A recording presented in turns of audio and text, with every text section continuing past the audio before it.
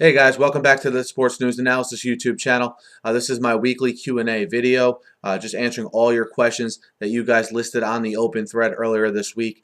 Thanks for everyone who asked questions, and I'll be putting up another one of these next week. So if you want to get some questions in, be sure to look for that video around Tuesday or Wednesday of next week. But guys, without further ado, let's get to these questions here. Gaming Victory 300 asked a question about Case Keenum and if I think he'll be the Texans starter for the rest of the season.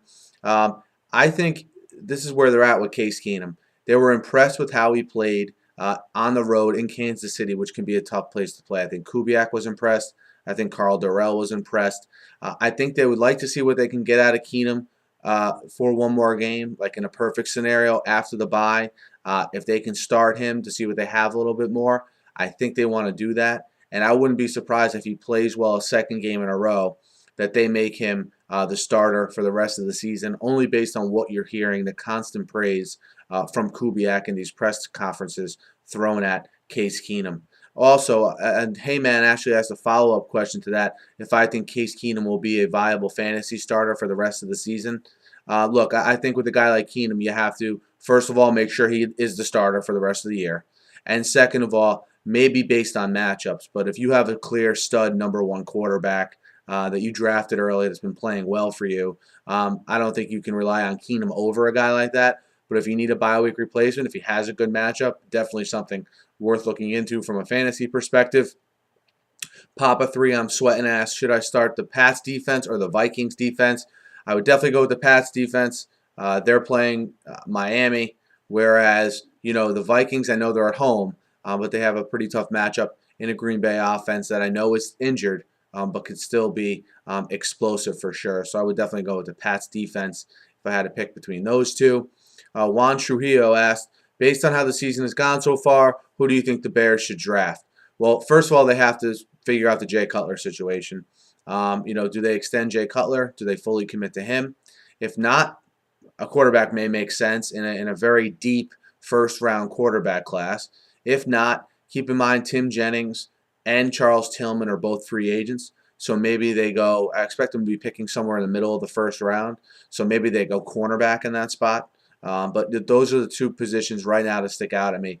Corner, if they decide to keep Cutler, and then a QB if they should happen to want to move on from Jay Cutler. Sean Ogo, D86 asked, what's the best Super Bowl I ever watched and why? I would say the best Super Bowl I ever watched was Super Bowl 25. It was between the Giants and the Bills. The Giants winning by a score of 20-19. It was the Scott Norwood missed his 47-yard field goal. Certainly a legendary Super Bowl. That was the game that really got me hooked into football. I was about 9 or 10 years old then, so it's a special one for me. There's certainly been a lot of good Super Bowls in my lifetime, but I would say that Super Bowl 25 between the Giants and Bills was really, really a good one. 3DG, number one fan, asked me two fantasy questions. First of all, you have a flex, Fred Jackson or Julian Edelman. Look, I know Fred Jackson's questionable. Monitor his status. I know he has a little bit of a tough matchup, but he's at the Saints. But I like Fred Jackson over Julian Edelman, especially as Gronkowski comes back here and takes away the targets from everyone, including Edelman. Then he has a wide receiver. He has Megatron, Blackman, Edelman, and Boykin. And he's asking who to start. If you're looking to just start one of those guys, it would be Megatron. If you're asking for two guys, I would go with Megatron and Blackman. And if you need three of them, I would throw Boykin as third on that list. But look, whenever Megatron's healthy, not even healthy, whenever Megatron's playing, you have to play him. And I think Blackman's clearly the second best guy out of those four. Heyman asked, who are the three players that you think will likely be traded by the October 29th deadline? Where will they be traded to, and what will the compensation be? This is a tough one. But I would say Josh Gordon is, to me, the most likely because he's young. He's on a very cheap contract. The only risk with him is if he gets suspended one more time, he's going to be suspended from the league for a year. So I don't think the Browns will get for him what they probably want. But if if the trade happens, I expect them to get somewhere between a third and fourth round pick for a guy like Gordon. Again, it would be higher if that drug situation wasn't looming for him. Hakeem Nicks, he's the guy you hear a lot about. And look, I think when the Giants evaluate this, they don't end up trading him because he's on an expiring contract. He's a free agent after the year. A team has to have the confidence that they can re-sign him after this season, and it has to be a team that's in the playoff running this year. So I think they'll get a fourth, fifth round pick again for Nicks tops, given that is his specific situation because of the fact he's a rental player. Gordon, you're getting for a couple more years beyond this year, so I think he's a more likely guy to be on the move. But for those two guys, Nicks and Gordon, you look at the usual suspects, right? New England, they need receiver help.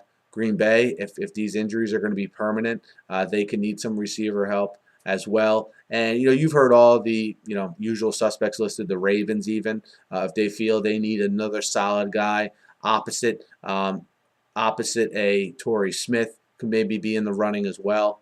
So certainly a market for these guys. It's just a matter of if these teams get the compensation they're looking for. And as far as another guy, a little off the radar, maybe Jason Babin. Look, though, Jacksonville's going to be actively shopping a lot of their guys, including Maurice Jones-Drew, who I don't think there'll be a market for. I think there might be one for Babin because of the premium on pass rushers here. Look for a 4-3 team that's in the mix that needs a pass rusher to possibly take a chance on Babin. Again, he's owed some significant money, about $4 million, I think. So Jaguars will probably have to pick up some of the contract. But again, a 4-3 team, I don't think they would have a problem giving up a late round pick for a pass rusher like a Jason Babin. Cavi DVMBP asked, should the Jets draft a wide receiver in the first round of the 2014 draft? I know if you look at the Jets, that's their one glaring weakness to me is the wide receiver position. But also what I'll say is this. I know the Jets are 4-3. You guys who listen to this channel, you know I'm a Jets fan, okay? They're 4-3, but you have to have the mindset that they're not an overly talented team. They are overachieving right now. I don't think they should really go. I don't think they should just abruptly leave their plan that they have set. If a wide receiver is the best player available when they pick, I think they should take a wide receiver. But this roster still needs talent. So I say draft the most talented guy in that first round. And obviously, probably not a quarterback now because of how Geno's been playing. But definitely the most talented guy, regardless of position. That's what I think the Jets should do. Truth asked, he has multiple fantasy leagues, asking me who we should pick. His quarterback's on a bye week. Who should he play? Eli, Carson, or Big Ben? I like Ben's matchup against Oakland. 2 wide receivers in a flex. He's got Stevie Johnson, Jarrett Boykin, Terrence Williams, Justin Blackman, and Greg Jennings. Those 3 guys I like there are Blackman, Boykin, and Williams. He needs a wide receiver and a flex. He's got Terrence Williams, Stevie Johnson, Justin Blackman, Steven Jackson, and Kendall Hunter. I say Justin Blackman and Steven Jackson coming off that injury. Monitor his status, though. And he needs a flex that of Terrence Williams, Harry Douglas, or Lamar Miller. I say Harry Douglas. I know he may be up against Patrick Peterson because Roddy White is out, but he's going to get a load of targets from Matt Ryan, being he's the only receiver he's really familiar with. So start Harry Douglas. Papa 3, I'm sweating ass. Any small name tight ends that he should pick up as far as fantasy football goes. 3 names. Jordan Reed, who may or may not be available in your league. Jordan Reed, a good target for RG3. Tyler Eifert of the Bengals, or Rob Hausler of the Cardinals, who had a good game against the Seahawks last week. 7 catches for 53 yards. Papa 3, I'm sweating ass as well. Who should the Bucs try and get in the draft? Any names or positions you can think of? It depends. I think they're going to have a new coach next year. So does that new coach, and if they have a new GM, that's going to be a large sort of factor in this. But do they think Mike Glennon is the quarterback of the future? If they do, they obviously are not going to go QB. So I would say QB if they don't think Glennon's the future. And other than that, I would say either a tight end or an offensive lineman would probably, because they have a lot of high-priced players, certainly in the defensive backfield. At the wide receiver position, some even on the offensive line. They have Doug Martin. So this might be a team, a Kansas City type situation, where you plug in a good coach, you plug in a capable quarterback, and they might be a team that turns it around quick next year. So right now I'd say tight end or offensive line if they do think Glennon is the quarterback of the future. Who do you think the Browns will draft with their first two? James Gibson asked, who do you think the Browns will draft with their first 2 picks of the year? I would say definitely a quarterback with one of those picks, probably the early pick. And depending on what happens with Josh Gordon and Greg Little, maybe a wide receiver. Maybe you see them go O-line as well later in the first round. I think you see them go offense with these picks, though, because I think their defense is in a good position. I think you see them go running back later in the draft. I know it's a huge hole for them, but I think they show with the Trent Richardson trade that, this regime probably doesn't agree with drafting a running back that high, so maybe they go a little bit later for a running back. Jacob Morris asked, who should he start, Romo or Matt Ryan? I would go with Romo. I think that game at Detroit is going to be a shootout, so I would like Romo over Matt Ryan. And the last question of the week, Jacob Morris asked, other than Revis and Sherman, who are the top 3 cornerbacks halfway through the season? I would say Joe Hayden, Aqib Talib, and Brandon Browner. So I think the Seahawks have 2 of the best 5 corners in the league. Cornerbacks are certainly a dying breed. Not many excellent cornerbacks out there, but I think Hayden, Talib, and Browner, along with Sherman and Revis, are probably your top 5 corners at this point in the season in the NFL. Guys, that's my weekly Q&A for Week 8. Again, I'll be posting a video for Week 9 early next week. Thank you for everyone who asked questions, and definitely look out for that video next week. Looking forward to Week 8. Be sure to catch my recaps of all the games. Thanks for listening, guys, and have a great night.